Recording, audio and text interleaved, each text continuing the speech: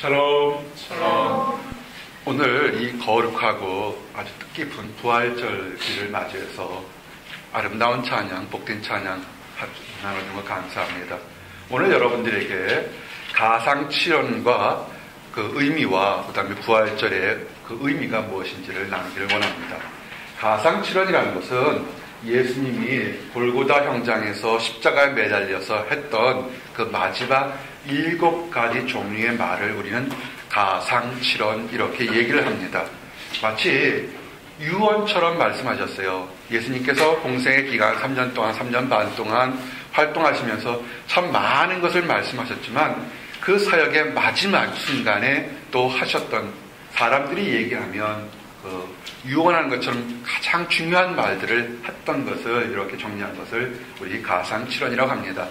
이 가상칠언에 예수님께서 왜 이 땅에 오셨는지, 그리고 예수님께서 무엇을 원하시고 무엇을 사역했는지 그 핵심 내용들이 이렇게 요약되어 있습니다. 이 말씀 듣고 또 이 말씀이 여러분 삶에 도전이 되고 위로가 되고 소망이 되기를 원합니다. 아멘. 첫 번째가 함께 따라하십시오. 아버지여 저희를 사하여 주옵소서. 아버지여 저희를 사하여 주옵소서.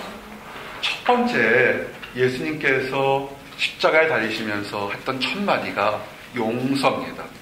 아버지여 저희들의 죄를 용서하여 주옵소서. 저들이 하는 일을 알지 못하나이다. 아멘.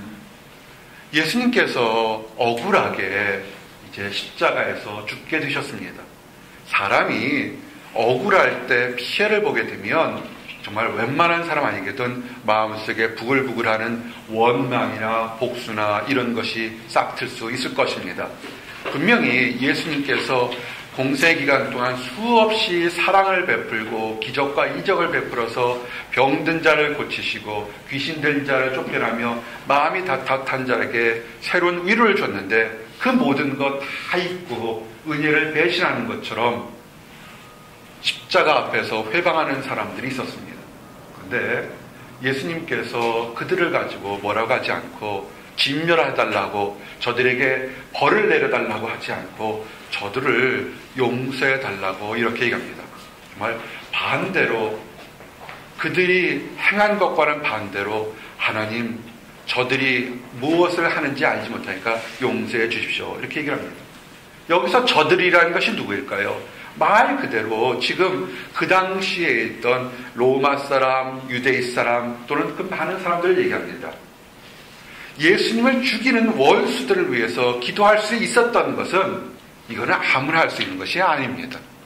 정말로 사람 중에서 아주 위대해서 자기를 찌르고 해치는 사람들에게도 저 사람들을 용서해 주십시오 라고 이렇게 할 수 있습니다. 그런 사람들 역사상 손꼽을 정도로 참 몇 명 있습니다. 참으로 위대한 사람들입니다. 근데 오늘 여기서 할 수 있는 것은 뭐냐면 예수님께서 그들의 죄 문제까지 용서할 수 있는 구속자만이 할 수 있는 그런 얘기를 지금 예수님께서 마지막 순간에 하고 있는 것입니다. 용서해 주십시오. 용서해 주십시오. 아버지 저들의 부족한 것을 용서해 주십시오라는 그 유월의 말이 그것을 들었던 많은 사람들에게 회개할 수 있는 작은 씨앗들이 남겨져 있었던 것입니다. 그 자리에서 금방 회개하지 않고 내가 잘못했다 눈물 흘리지 않았더라도 하나님 말씀이 들었던 것이 헛되이 버리지 않고 마음판에 박혀 있었다가 그 말이 베드로가 오순절날 수많은 사람들에게 너희들이 찌른 그 사람이 하나님의 아들 메시아다. 그럴 때 그 말씀이, 하나님 말씀이 가슴에 들었던 것이 함께 찔리면서 그들이 외칩니다. 우리들이 어찌알고 회개하라. 너희들의 잘못을 회개하라 그랬을 때 예수 그리스도의 회개하라는 그 말씀의 씨앗이 베드로가 너희들이 찌른 그분이 메시아 예수님이 하나님의 아들이라는 그 말씀과 함께 그들이 그날 3,000명이 회개하는 역사가 있는 것입니다. 말씀이 들어야, 말씀의 씨앗이 심령에 있을 때 회개의 역사와 기적의 역사가 일어나는 것입니다. 여기서 회개하라, 용서를 선포했을 때 회개하지 않는 사람에게도 용서가 갈 수 있을까요? 이것은 회개하지 않으면 용서는 할 수 없습니다. 하지만 이 말뜻은 뭐냐면 하나님은 모든 사람의 죄를 다 용서할 수 있는 능력이 있다는 것을 얘기하는 것입니다.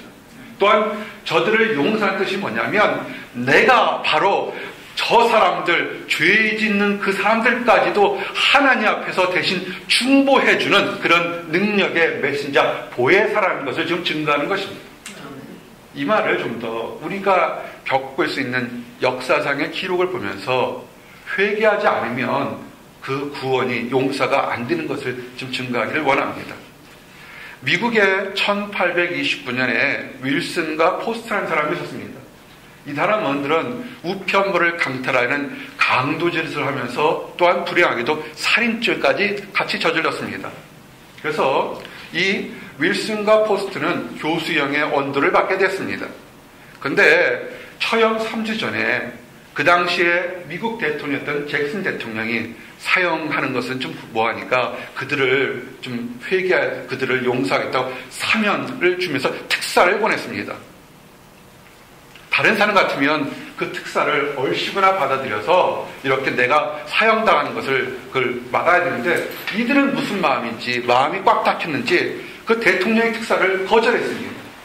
거절하지 않아서 그들은 그 판결이 대법원까지 그대로 가게 됐습니다. 그래서 대법원에서 이렇게 판결을 내렸다고 합니다. 사면이라는 것은 하나의 법적인 증서다. 이 법적 효력을 위해서는 이 전달하는 것, 그냥 대통령이 선포하는 것뿐만 아니라 그 메시지가 그대로 전달되어지는 것까지 중요하다. 그러나 수락하는 것이 안 되면 완전한 것이 못 될 수 있다. 이렇게 판례를 냈습니다. 즉 뭐냐면 대통령이 너희들 특사를 한다고 해도 그들이 거절한다면 그들은 거기에 효과가 없다는 것입니다. 분명히 예수님께서 용서해 주십시오, 용서하라고 그러지만 그들이 회개하지 않는다면 그들은 그 용서에서 벗어날 수밖에 없다는 것입니다. 오늘 말씀 중에서 저들이 하는 일을 알지 못한다는 것을 이렇게 증거가 되어 있습니다. 이것에 대해서 좀 더 부연 설명하신 분이 있습니다. 우리가 잘 아는 영국의 유명한 설교가이신 스펄전 목사님이 그들이 뭘 모르는지를 좀 이렇게 다 우리가 이해할 수 있는 것으로 설명했습니다. 첫 번째는 그들이 지금 그리스도 메시아를 죽이는 끔찍한 죄를 저지른 것을 지금 모르고 있다고 이렇게 얘기했습니다. 그 다음에 메시아를 죽이는 것뿐만 아니라 하나님의 크신 사랑이 무엇인지 모른다 이렇게 증거를 했습니다. 또한 그리스도를 배반하는 것이 어떠한 결과가 일어난지를 모르는 것이고, 그리고 머뭇거리는 것이 무엇인지 모른다. 그리고 자기 자신이 누군지도 모른다. 이렇게 스펄전 목사님이 설교하면서 증거한 것이 있습니다. 우리가 늘 후에마에 내가 누구인가, 내가 지금 메시아 예수님을 따르고 있는가, 배신하고 있는가, 아니면 예수님이 누군지도 모르는가를 이것을 늘 알아야 되는 것입니다. 오늘 예수님께서 Father forgive him, Father forgive them, 아버지 저들을 용서하시라는 이 말은 십자가에 있는 못 박는 로마 군인과 그 당시에 있던 유대인과 다른 사람들께 한 것이 맞습니다. 하지만 이 말은 2000년이 지난 지금 우리들 모든 사람들에게 하신 말씀과 동일한 것입니다. 이것은 모든 인류의 사람들, 예수님을 3번씩이나 부인했던 베드로도 마찬가지고, 하나님을 일을 방해하려고 예수를 믿는 사람을 잡아 죽이려 갔던 사울 청년에게도 마찬가지인 것입니다. 그런데 그들이 저들의 하는 일을 알지 못하고 용서해달라고 했을 때 그 용서의 말씀을 담았던 사람들은 거듭나고 변화됐다는 것을 믿으시기 바랍니다. 오늘 여러분들, 지금 여러분들을 괴롭혔던 그 사람들이 있습니까? 환경이 있습니까? 사건이 있습니까? 용서하시길 원합니다.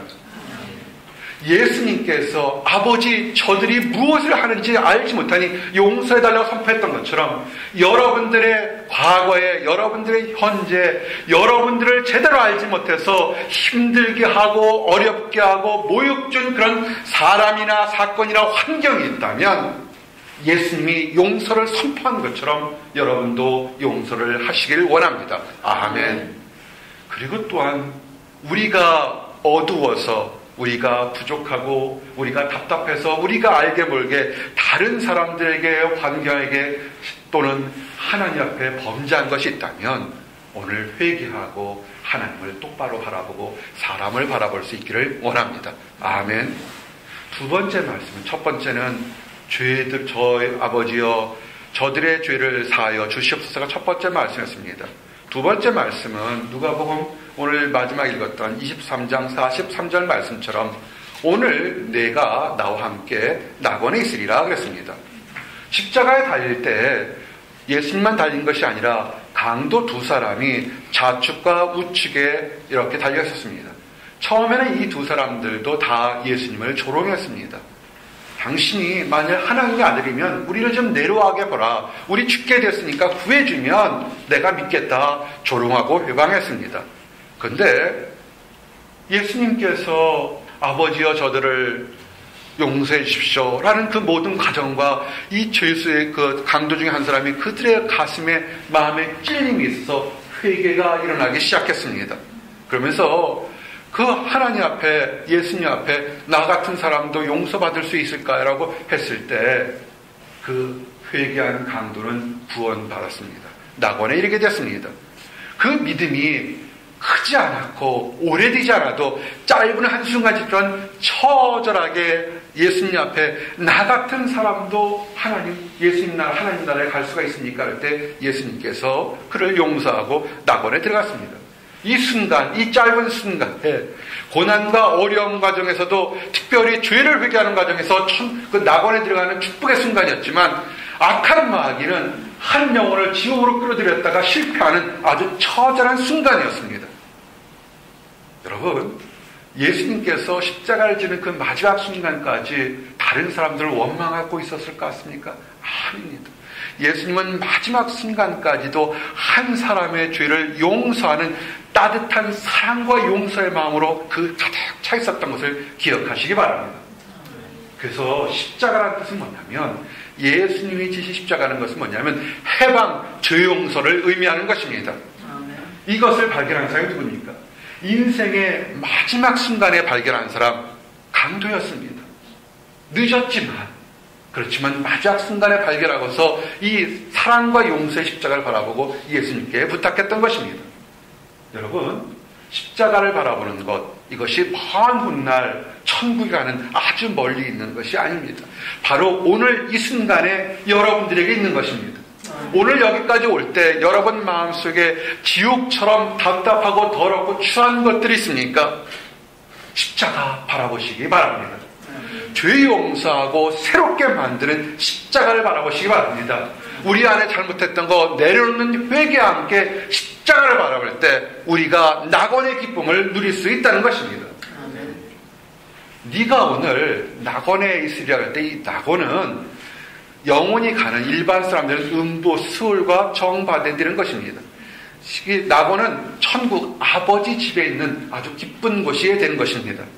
낙원은 안식처입니다. 밤낮 있으면서 찬양의 기쁨이 넘치는 곳입니다. 모든 불행에서 해방된 곳입니다. 그곳에서는 다시는 싸움이 없고 눈물이 없고 이별이 없고 아픈 곳이 없는 곳이 그것이 낙원인 것입니다. 세상의 염려들, 사람 때문에, 물질 때문에, 환경 때문에 염려가 사라진 하나님만 바라보고 찬양하는 것입니다. 오늘 네가 나와 함께 낙원에 있으라는 말씀, 정말 마지막까지 전도를, 회개를 위했던 하나님의 마지막 사역이 그 강도였습니다. 하지만 오늘 우리에게 있는 것입니다. 여러분, 오늘 이 자리에 오기 전까지 여러분이 기쁜 찬양하면서 하나님을 맛보는 낙원의 맛을 보셨습니까? 아니면 악한 마귀가 한 사람이라도 끌어들여서 유황불에 뜨는 그런 처절한 지옥의 맛을 보신 적이 있습니까? 늦지 않았습니다. 지금 이 순간이라도 다시 여러분들을 위해서 두 팔을 벌리고 피를 흘리시는 예수님을 바라보시기 바랍니다. 아멘. 그래서 세상의 염려라든지 사람의 공격이라든지 그 바라보지 말고 오직 예수님만 바랄 때 찬양과 기쁨이 넘치는 그 낙원의 맛을 보시기 바랍니다. 아멘. 세 번째 하신 말씀이 여자여 보소서 아들이니이다 그랬습니다. 우리가 읽었던 누가복음 말씀에 있는 것은 아니고 요한복음 19장 26절에서 27절에 있습니다. 예수님께서 강도가 나관에 이르도록 축복을 주시면서 십자가 달리면서 이제 죽어가시면서 보니까 사랑하는 모친과 사랑하는 제자가였었습니다. 옛날 성경에 개혁 성경에 여자역이었습니다. 그래서 이것이 한글 성경으로 볼 때는 참 이해하기가 어렵습니다. 이 작은 목자가 우리 경석 형제 나이 들 때 젊었을 때 되면 참 어떻게 아무리 그 어머니를 보고 여자여라고 표현했을까 했겠습니다. 원뜻을 모르고 원어를 보지 않아서 그냥 번역된 성경만 봐서 그랬습니다. 요새는 좀 많이 번역돼서 됐는데 원래 이 여자란 뜻은 굉장히 원뜻에서는 존귀하는 그 당시 가장 귀부인들에게 왕후에게 쓸 수 있는 가장 그런 존칭어로서 썼던 것입니다. 여러분 성경에 뭐라고 그랬습니까? 부모를 섬기는 것이 굉장히 올바르다고 얘기했습니다. 이 어머니가 얼마나 사실 그렇잖아요. 여자는 약하지만 어머니는 강한 것이 동서복음을 통해서 일어났던 것입니다. 하나님의 아들로고 메시아를 받던 많은 사람들이 예수님 죽을 때 가슴을 찔렀지만 그를 낳았던 성령으로 잉태해서 그를 키우고 바라보고 봤던 그 어머니 마리아의 가슴은 얼마나 힘들었겠습니까? 근데 이 모든 것은 하나님께서 이미 마리아에게 이미 예언되었습니다. 우리 주님 예수님께서 강보에 쌓였을 때 성전에 들어가 하나님께 보일 때 이미 시몬이 이미 예수님께서 어떻게 죽을지 그리고 네가 그 죽음을 범으로 인해서 얼마나 가슴이 아플지를 누가복음 2장 34절에서 35절에 이미 예언되어 있었습니다. 시몬이 그들에게 축복하고 그의 어머니 마리아에게 말하 이르되 보라 이는 이스라엘 중 많은 사람들을 패하거나 흉하게 하며 비방을 받는 표적이 되게 위하여 세움을 받았고 또 칼이 내 마음을 찌를 듯 하리니 이는 여러 사람의 마음의 생각을 드러내게 하려 함이니라 하더라. 아멘. 한번 따라하세요. 성도에게 우연은 없다. 여러분 우연이 없어요. 마리아가 이런 고통을 당했지만 하나님은 마리아를 그냥 갑자기 확 어려운 곳에 던진 것이 아닙니다. 하나님은 창세 때부터 나와 여러분이 모태의 뱃속에 잉태하기 전부터 특별한 뜻을 가졌던 것을 하시고 그 사랑을 실천하는 것입니다. 동정녀 마리아가 아이를 이 땅에 낳고 그 예수가 사람들에게 배반당하고 조롱당하고 십자가 죽으면서 그것을 바라보는 어머니가 얼마나 힘들 것인지 이미 예언되셨고 그대로 성취됐던 것을 아시기 바랍니다. 십자가 진 마지막 순간까지 하나님의 계획과 뜻대로 묵묵히 순종하는 예수님의 모습을 볼 수가 있습니다. 그러면서 뭐라고 그러냐면 이 어머니를 굉장히 사랑했어요. 우리 잠언 말씀이 뭡니까? 잠언 23장 22절에 너를 낳은 아비에게 청종하고 네 늙은 어미를 경히 여기지 말지니라. 아멘. 예수님이 이 땅에 오신 것이 구약을 파괴하러 오셨습니까? 구약을 완성시키러 오셨습니까? 예수님은 구약에 있는 모든 말씀을 사람이 이루어지는 것을 다 완성하기 위해서 오셨던 것입니다. 예수님은 죽기 막는 순간까지도 부인이시여 어머니시여 하면서 그 자기의 육신인 어머니까지도 사랑하는 모습을 보여드리는 것입니다. 그러면서 상처받고 슬퍼하는 그 어머니 마리아를 보면서 가장 사랑하는 제자였던 요한을 보면서 이렇게 합니다. 요한을 가리키면서 보라 너의 어미다. 이제 새로운 관계를 맺어주는 겁니다. 우리가 이 땅에 살면서 육적인 형제자매가 있지만 예수님께서 또 마지막에 뭐냐면 하나님 영적인 형제자매요 가족이라는 새로운 것을 만들어주고 계신 것을 믿으시기 바랍니다. 요한을 양자로 받아들이도록 어머니에게 얘기했고 또한 요한에게 이 땅에 살아가는 어머니 마리아를 노후를 봉양하라고 이렇게 사명감을 준 것입니다. 이것이 어려울 것일까요? 이것이 힘들 것일까요?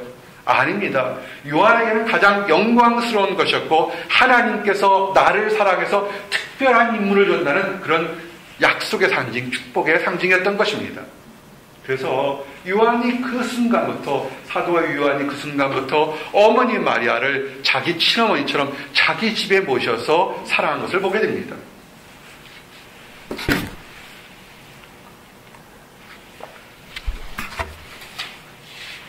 요한복음 19장 26절에서 27절 보니까 예수께서 자기의 어머니와 사랑하시는 제자가 곁에 서 있는 것을 보시고 자기 어머니께 말씀하시되 여자여 보소서 아들이니이다 하시고 또 그 제자에게 이르시되 보라 내 어머니라 하신대 그때부터 그 제자가 자기 집에 모시니라. 아멘.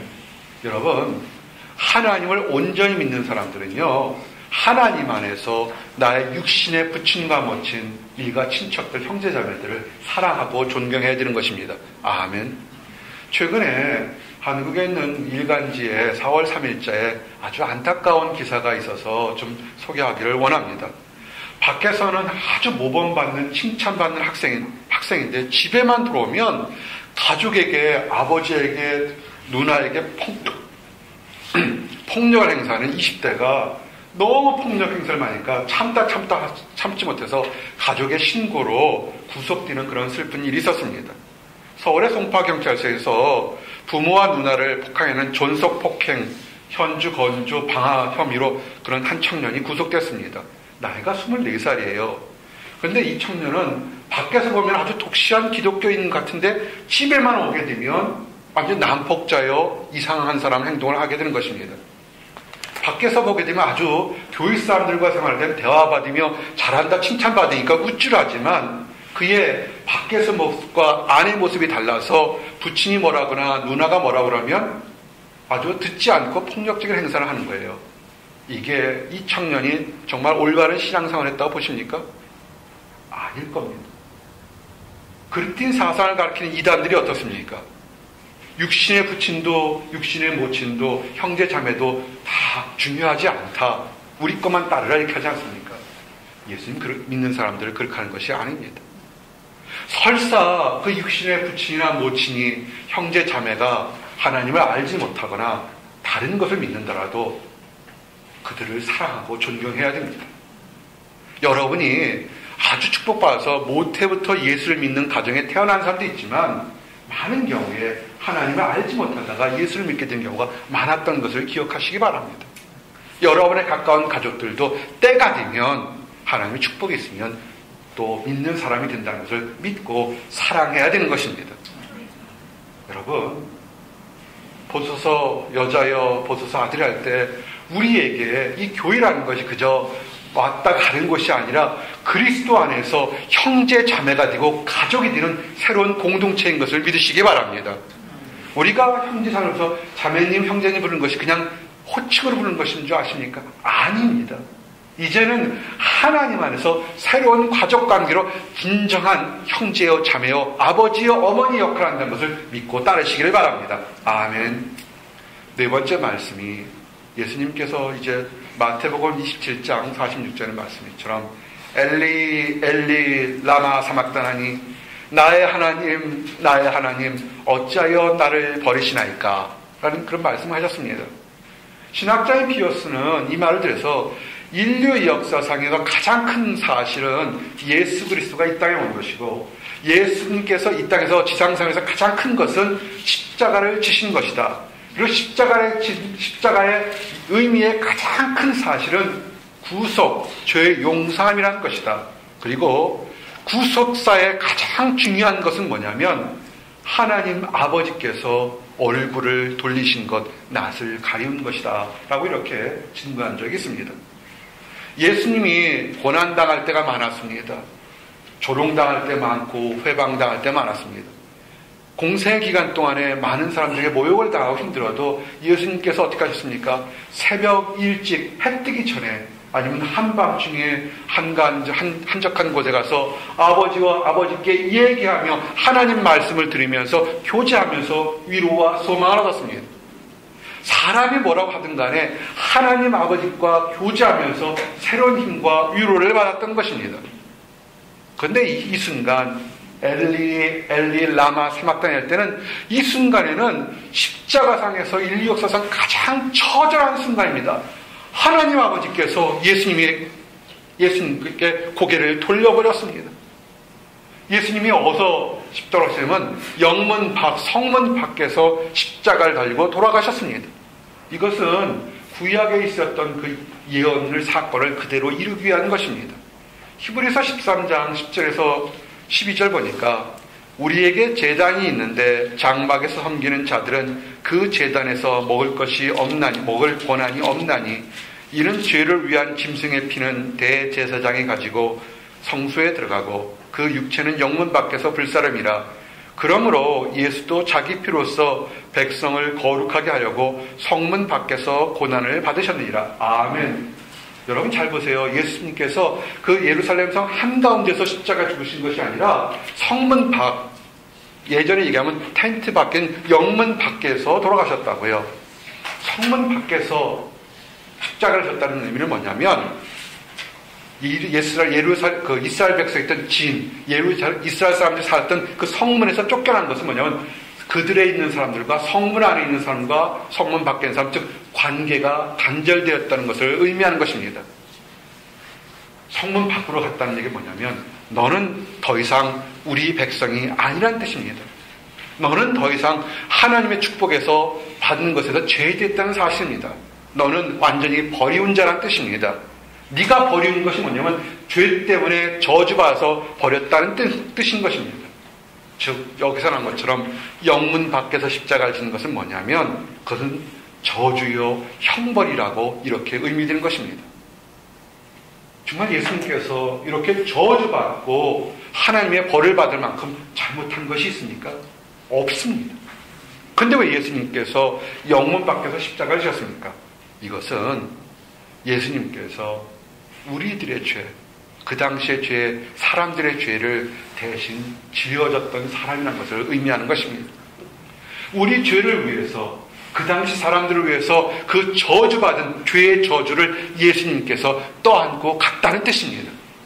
죄가 있으면 어떻게 됩니까? 더러워집니다.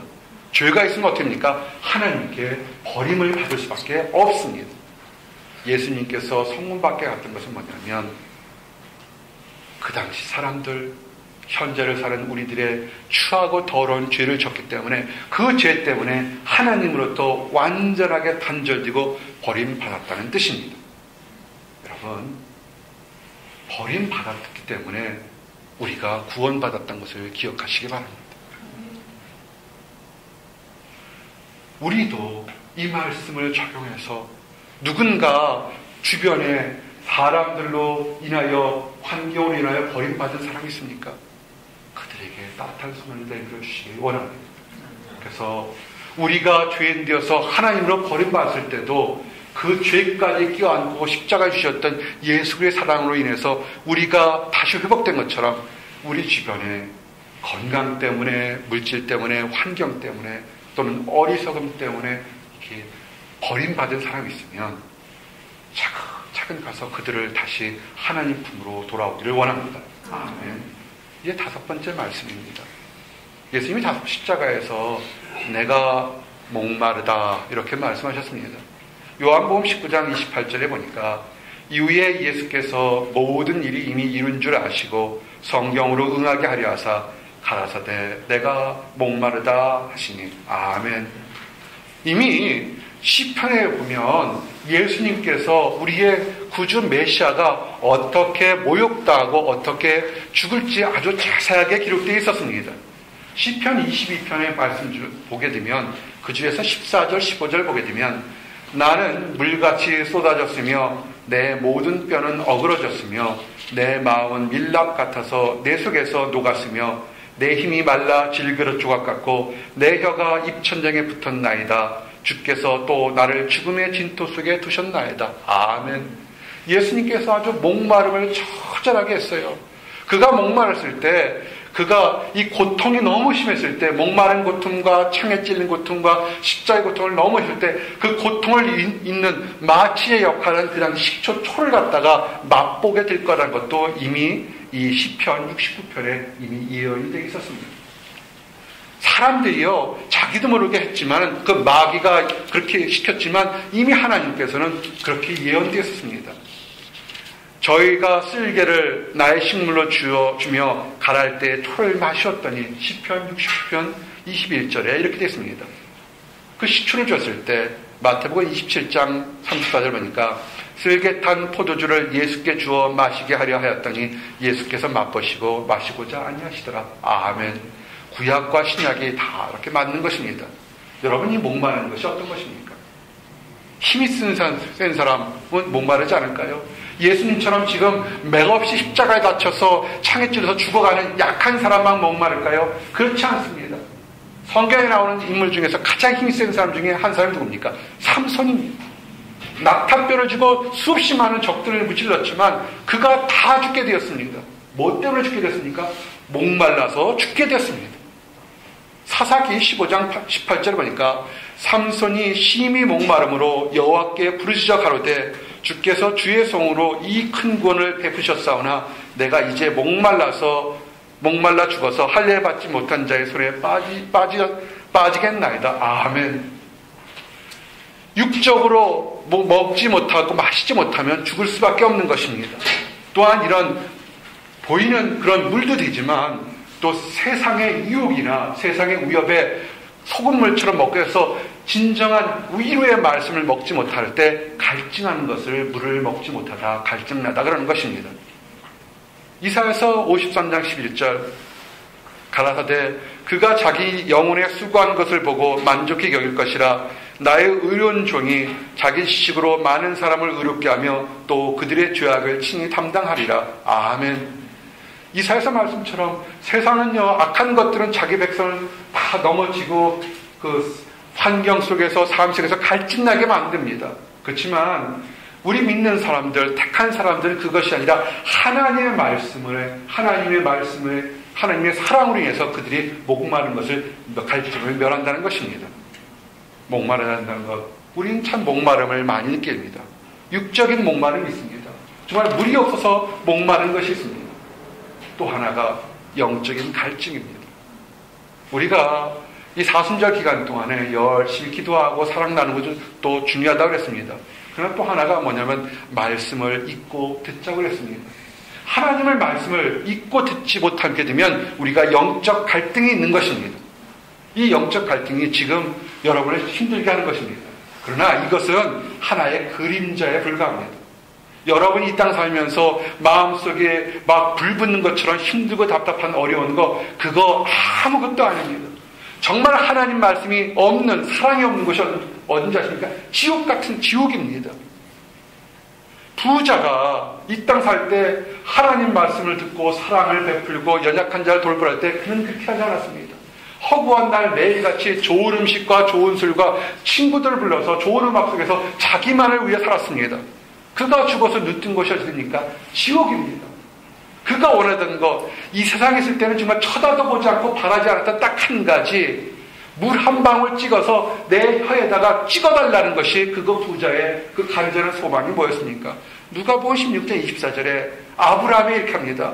불러 가로되 아버지 아브라함이여 나를 긍휼히 여기사 나사로를 보내 그 손가락 끝에 물을 찍어 내 혀를 서늘하게 하소서 내가 이 불꽃 가운데 고민하나이다. 아멘. 그가 이 땅에 있을 때 하나님의 사랑이 무엇인지 예수님이 누군지만 알았으면 지금 이렇게 불꽃 가운데 고민하지 않을 것이랍니다. 깨닫지 못한 겁니다. 여러분 세상에 많이 가졌고 힘이 있다고 하면서 하나님을 알지 못하고 사랑을 베푸지 못하는 사람 그 사람을 부러워하거나 두려워하지 마시기 바랍니다. 그들은 안타깝고 불쌍한 사람들인 것입니다. 예수님께서 뭐라고 했어요? 요한복음 4장 10절에 예수께서 대답하여 가라사대 네가 만일 하나님의 선물과 또 내게 물 좀 달라는 이가 누군 줄 알았다면 네가 그에게 구하였을 것이요 그가 생수를 내게 주었으리라. 아멘. 우리가 이 땅에 살면서 예수님이 누군지 안다면 참된 행복이 무엇이고 참된 영혼의 기쁨이 누구신지를 알 수 있는데 모르기 때문에 구하지 않았다는 것입니다. 수가성의 여인이 그랬죠.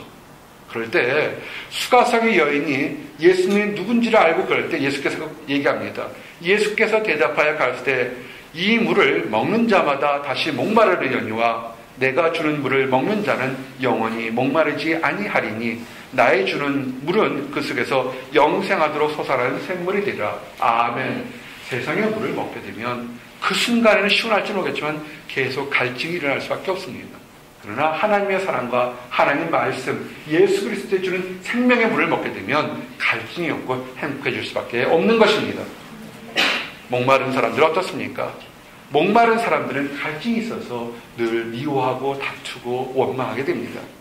예수님께서 요한복음 7장 37절에 그런 사람들에게 뭐라고 했습니까? 예수께서 서서 외쳐가르되 누구든지 목마르거든 내게로 와서 마시니라. 아멘. 이 땅 살면서 지금 목마른 뜻이 뭡니까? I thirst. 이것은 예수님 자신도 얘기했지만 예수님을 따르는 많은 사람들 중에서 세상을 바라보면서 갈증나는 사람들, 하나님을 알지 못하고 예수님을 알지 못해서 세상이 주는 소금물 같은 유혹을 받아서 갈증난 사람들에게 지금 하고 있다는 것을 아시기 바랍니다. 여러분이 예수님이 주는 생수의 그 물을 먹어본 적이 있으십니까? 아멘. 그러면 주변을 돌아보십시오. 교회의 문을 밟고 수없이 많은 사람들 중에서도 영혼이 갈급해서 답답해서 어려워하는 사람들이 있습니다. 그들에게 예수님이 생수의 물이라는 것을 알려주고 그들도 기뻐할 수 있도록 만들어주시기 바랍니다. 6번째 말씀이 있습니다. 다 이루었다. 이것은 뭐냐면 요한복음 19장 30절 말씀입니다. 악한 자들의 흉기가 끝이 났다는 것입니다. 악한 자들, 사단은 뭐냐면 예수님을 메시아를 십자가에 못 박고 죽게 됐을 때 야, 다 끝났다. 이제 메시아가 죽었구나. 끝났다 하지만 그것이 끝난 것이 아닙니다. 그것은 새로운 시작인 것입니다. 사단은 메시아가 죽으면 죽음으로 끝난다 했지만 사실은 예수님께서 십자가의 죽음과 함께 부활이라는 새로운 역사를, 사랑을 이미 준비하고 있다는 사실을 깨닫지 못하는 것입니다. 사람들이 저질렀던 죄에 대한 그런 계명이 다 사라지고 예수님께서 죄 용서하셨다는 것을 아셔야 됩니다. 그래서 다 이뤘다는 것은 뭐냐면 사단의 그 모든 계계를 다 무찌르고 사람들이 저질렀던 모든 죄도 다 용서받고 새로운 축복이 이미 시작될 것을 선포하는 것입니다. 그래서 이제 우리들도 이 축복을 맛보고 살기를 원합니다. 이제 마지막으로 하셨던 말씀이 누가복음 23장 46절에 아버지여 내 영혼을 아버지 손에 부탁하나이다 그렇습니다. 예수님께서 하나님께 그들의 영혼을 부탁드립니다. 이것은 뭡니까? 믿음의 온전한 사람들이 마지막 순간에 했던 것이 뭐냐면 스데반이 돌에 맞아 죽을 때도 내 영혼을 아버지께 부탁한다고 되었습니다. 우리가 세상 떠날 때 누구에게 부탁하고 의지합니까? 우리의 주님인 하늘 하나님께 맡기는 것입니다. 왜입니까? 우리가 그냥 이 땅에 왔다가 자연생물처럼 쓰러져 사라지는 것입니까? 그렇지 않습니다. 우리는 가야 될 곳이 있습니다. 우리를 돌보는 분이 있습니다. 이 육신의 장막이 사라지게 되면 우리 안에는 영원 아름다운 것을 지켜주는 하늘 아버지가 있다는 것을 믿으시기 바랍니다. 이것이 예수님께서 십자가에 하셨던 7가지 말입니다. 그런데 이런 것들을 이렇게 친구를 위해서 사랑하는 사람들을 위해서 대신 죽어준다면 이거 정말 굉장한 것일 겁니다. 요한복음 15장 13절에 14절에 사람이 친구를 위하여 자기 목숨을 버리면 이보다 더 큰 사랑이 없나니 너희는 내가 명하는 대로 행하면 곧 나의 친구라. 아멘. 예수님께서 나와 우리를 친구로 생각하면서 정말 목숨까지 버렸다는 것입니다. 근데 만약에 예수님께서 우리와 동일한 그냥 한 번 죽으면 영원히 끝나는 사람이라면 이렇게 간제로 외쳤던 7가지의 그 말도 우리가 보는 유언과 동일할 것입니다. 그런데 한 가지 뭐냐면 예수님은 그 모든 유언 같은 7가지 말씀하시면서 어땠습니까? 죽음에서 부활하셨습니다. 그리고 수없이 많은 사람들이 의심하는 사람들까지도 예수님이 부활하신 것을 믿고 그 부활의 기쁨을 지금 전달하고 있는 것입니다. 고린도전서 15장 1절에 4절 그 부활을 대한 것이 형제들아 내가 너희에게 전한 복음을 너희에게 알게 하노니 이는 너희가 받은 것이요 또 그 가운데 선 것이라 너희가 만일 내가 전한 그 말을 굳게 지키고 헛되이 믿지 아니하였으면 그로 말미암아 구원을 받으리라. 내가 받은 것을 먼저 너희에게 전하였노니 이는 성경대로 그리스도께서 우리 죄를 위하여 죽으시고 장사 지낸 바 되셨다가 성경대로 사흘 만에 다시 살아나사. 아멘. 그렇습니다. 오늘 우리가 이 부활의 기쁨을 누린 것이 뭐냐면 이미 구약대로 성경대로 기록된 모든 것이 다시 이루어졌던 것, 그리고 그 7가지 말이 지금도 우리에게 그대로 의미 있게 역사한다는 사실을 증거하고 있는 것입니다. 그래서 이제 우리를 위해서 십자가에 지신 예수님의 사랑의 말씀을 기억하시고, 또한 우리 주변에 연약한 사람들, 알지 못하는 사람들에게도 예수님이 하셨던 것처럼 사랑을 나눠서 그 사람들도 기쁨에 동참할 수 있도록 그렇게 우리가 헌신하고 사랑을 베풀기를 원합니다. 기도하시겠습니다. 하나님 감사합니다. 우리 주님 예수님께서 십자가에서 아버지 죽으시면서 고통받으면서도 사랑을 증거하시고 마지막 순간까지 구속의 역사를 이루게 하심을 하여 감사합니다. 원망하지 않으시고 순종하면서 기뻐하시면서 내 영혼을 아버지께 드린다고 고백하게 하심을 하여 감사합니다. 아버지, 이 사랑의 기쁨이, 사랑의 능력이 오늘 우리에게 넘치길 원합니다. 우리 주변에 하나님을 알지 못하는 사람들, 안다고 하면서도 여전히 갈증 속에 있고 미움과 원망 속에 있는 사람들에게 아버지 우리가 사랑을 전할 수 있도록 인도하여 주시옵소서. 그래서 오늘 이 말씀을 듣는 모든 사람들이 새롭게 태어나며 도전받으며